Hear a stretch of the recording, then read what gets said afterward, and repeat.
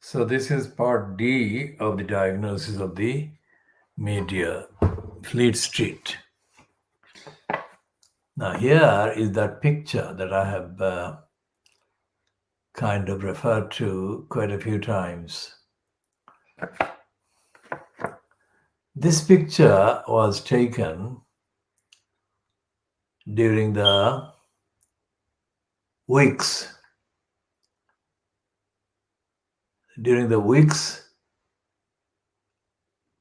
when the so-called campaign against the referendum for a mayor was allegedly started.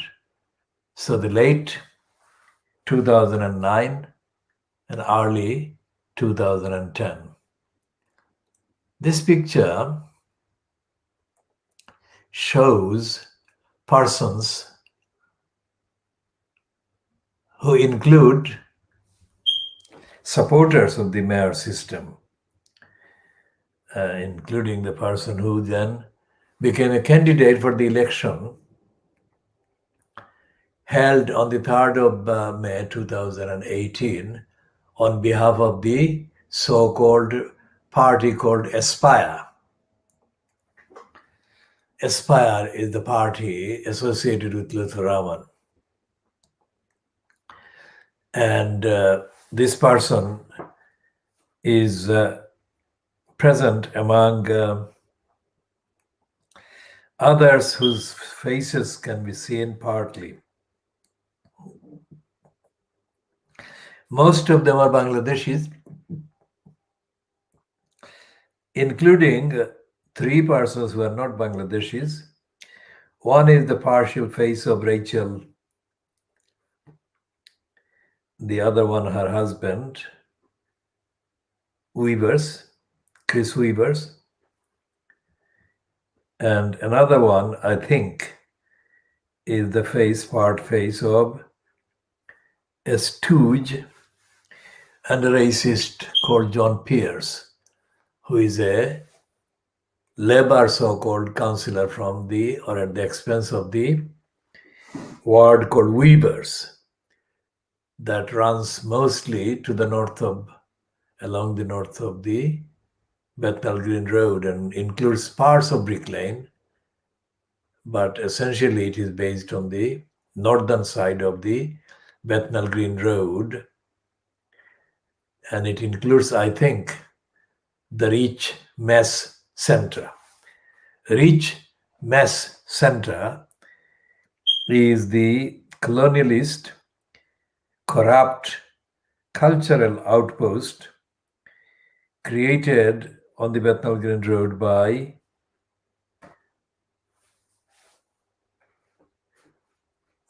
Michael Crook, Una King, Denise Jones, and an assortment of others who are in a cabal very much confected to give them a space to abuse the money of the council and also continue their racist and colonialist agenda. Reach Mass Center has consumed millions of pounds. And I have discussed this, and the Kudila campaign has diagnosed this correctly, and it has been vindicated every time. But the most significant thing about the Reach Mass Center is that when John Biggs got in as mayor on the 11th of June 2015, weeks after Richard Morey kicked out Lutheraman from the post of executive mayor on the 23rd of April 2015, the first thing that John Biggs did was to write off the millions of pounds that the council had been owed by the Reach Mass Center. So that shows that the occupant in the post of mayor has such powers to undo decisions, undo contracts. So it's not something that needs to be explained or argued about. It is there. And that is one of the defects inherent in the dictatorial powers given to a mayor, executive mayor. The operating word is executive mayor, which is why I oppose the executive mayor and I oppose John Biggs on his record and I oppose Luther Roman and his regime on its record and his record. And I had opposed and anticipated opposing or having to oppose even before the post was created and even before the referendum was actually held. And even before these people were exposed as being holding contradictory positions. So this is the reason why I oppose any additional powers being given to any individuals or groups, because the council already misrepresents and misuses its resources and it doesn't serve the community. So a Bara like Tower Hamlets, which is ill-served already, the last thing it needs is the council being given more powers, where the council would be even more unaccountable, more beyond the reach of the local community than it already was. And the fact that these people were exposed as having contradictory positions and shifting their positions and stance is only a tip of the iceberg, because most of the community in Tower Hamlets is made of people who make this kind of thing almost daily. So there is no serious, rigorous, ethical, moral, continuous, universal, values-based campaign going on for the democracy at local level in Tower Hamlets. For all these reasons, it is absolutely ill-advised to foist an executive mayor on a borough like this. What the borough needs is vocal, active, and democratically autonomous councillors in positions, so that at least they can express their opinions and they cannot be silenced or overlooked, which is what the case is when an executive mayor is given the position. So when John Biggs, after the 11th of June, wrote off the debts owed by the Reach Mass Center to the Tower Hamlets Council, nobody in the council did anything that could challenge Biggs. So it's millions of pounds. So take the kind of behavior of the executive mayor post holder back to 29th of October 2010, when I started that phase of my advice on behalf of the community, on behalf of democracy, on behalf of all the supporters of democracy in the community. And I told Lutfur to his face that he was going to sink. I did that not because I was myself kind of suffering from any loss of opportunity where I could become the mayor. Never. I don't need to be a mayor. I don't need to be an MP. I don't need to be a minister. All I need to do is to point out the evidence. That's what it is. And the motivation is, of course, self-evident. The evidence applies both locally, regionally, quote, centrally, UK-wide, and internationally. And all the tests of evidence show that these papers, these Fleet Street papers that have got an enhanced image in the world, especially the so-called former colonies, these papers are lying and not doing their job. contrary to the hype or contrary to the hyped status of their work. Now, this one is the I newspaper, has got a kind of typical piece about Barbara Amil. Barbara Amil is the wife of Conrad Black, who was jailed for fraud in the USA. Conrad Black is one of the former owners of the Daily Boris Graph.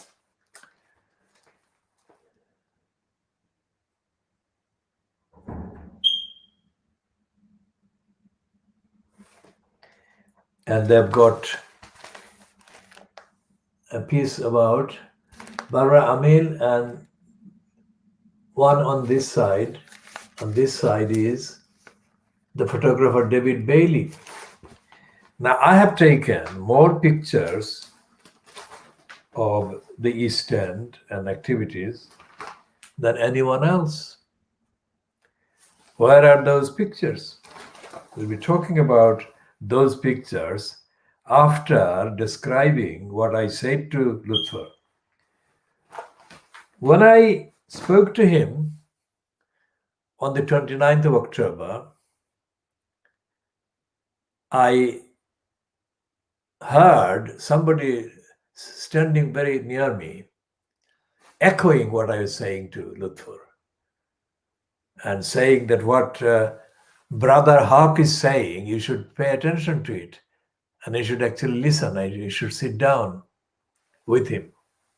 Now, that person is the only one that said that because he was there, I suppose, and the others weren't. By others, I mean he belongs to a thing called the London Bangla Press Club. Now, London Bangla Press Club, by definition, by the description, is a bourgeois. It's a closed kind of outfit. It is not a union of journalists. It's a cabal. And it got money, public money, by various pretenses. I shall be discussing London Bangla Press Club in due course as updates. The reason why I am talking about that person, that individual who also belongs to the London Bangla Press Club,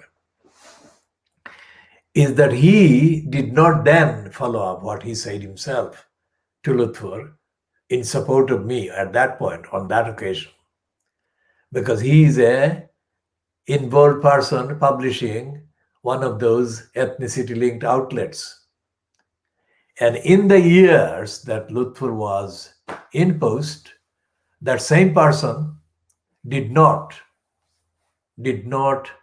even by implication recall or refer to what I was saying to Lutfer on 29th of October 2010 or its implications. So what I'm saying is that even if somebody says in front of me that they support me, it does not necessarily follow that they actually behave in their activities in support of the agenda or in support of the ideas or in support of the demands or the analysis they say they support when they are in front of me. Which is why it is wrong for a borough like Tower Hamlets to be lumbered with a corrupting post of executive mayor. And the newspapers, so-called ethnic newspapers, are not only not any better than the Fleet Street, which they worship, they actually give automatic deference to Fleet Street. But they are actually worse. Worse because they claim to be dedicated to defending the community, and they're not. So we've got a clown dress for the Health Secretary, Matthew Hancock. I mean, this clown could apply to Boris Johnson himself. So the star is kind of being selective, and they're pandering to Boris Johnson by attacking the health secretary. And the health secretary is not any less responsible for the mess and the failures and the letdowns than Johnson.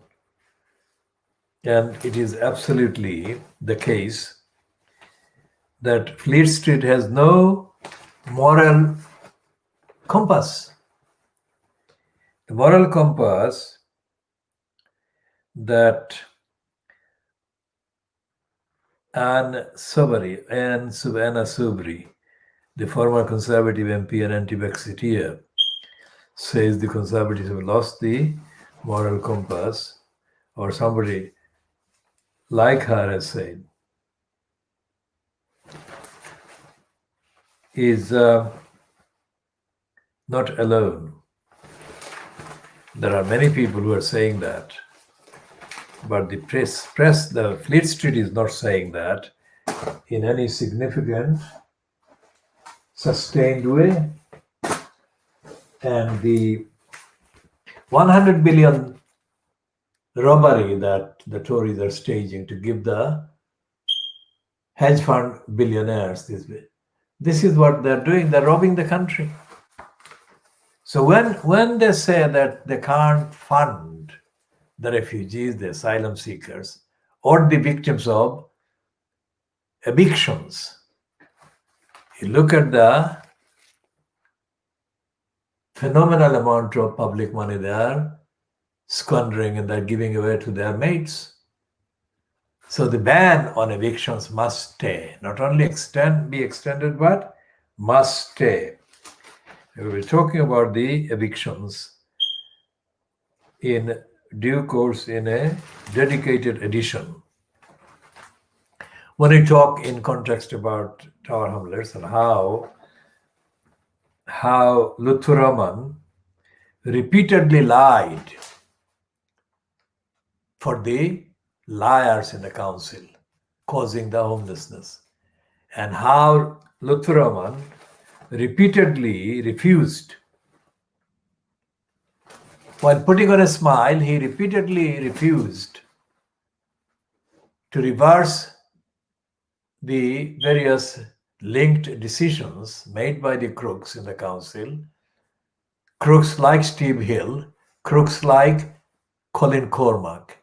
And I told Lutfur to his face he should take action. And Lutfur repeatedly uttered words of assurance to me that he was doing the right thing and it would be all solved. Now, Lutfur Rahman was responsible for creating the biggest attack on the biggest collection of original work anywhere outside any known library, anywhere. And I created that work.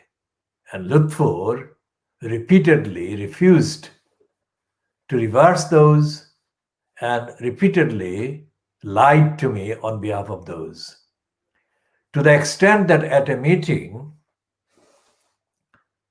Lutfur Rahman wrongly held a meeting about my claims and the ongoing destruction by the criminals in the council and in collusion with the council. Lutfur Rahman staged a completely wrong meeting. A meeting where this person is called Kalam Chaudhry. Now, Kalam Chaudhry was not an employee of Tower Hamlets Council, and he was not entitled to any information, data dealing with the council's internal activities and decision making. So he was there, as was the chief reporter of Channel S, who was paid by various accounts hundreds of thousands of pounds as Lutfur Rahman's media advisor. He was there. He was not an employee of the council and he had no right to be there. So instead of meeting me to talk about my outstanding evidence and claims against the council's ongoing corruption and criminality. Luther Roman staged a meeting with those people. There was no member of the council staff present there. That was totally illegal. That was totally illegal and unlawful, and was undeniable evidence of Luther Roman actively colluding with criminals that were engaged in destroying that whole collection. So that is the evidence. If Luther Roman denies that, let him deny it. The denial would not stand water. This Kalam Chaudhary is known to me, has been known to me from the mid 1980s. And he appeared at that meeting at a time when I was still waiting for Lutfur to sort out his secret kind of arrangements prior to the actual meeting. So I was waiting outside the room, sitting on a chair or a bench. And this Kalam Chaudhary, I had no idea that he was going to come. He came, he arrived in a state of apparent distress and anxiety. He looked as if he had been ordered by Lutfur to arrive there. He appeared as if he had been ordered by Lutfur to arrive there to kind of deal with the situation. So Lutfur converted a council duty, a lot of council's obligations, into a community matter, which is illegal, which has nothing to do with the community. It was a legal series of claims that had been outstanding and ongoing for a very long time. Why did Lutfur do that? When he said to me in 1994 that he was a solicitor, he was not a solicitor, but he told me he was a solicitor.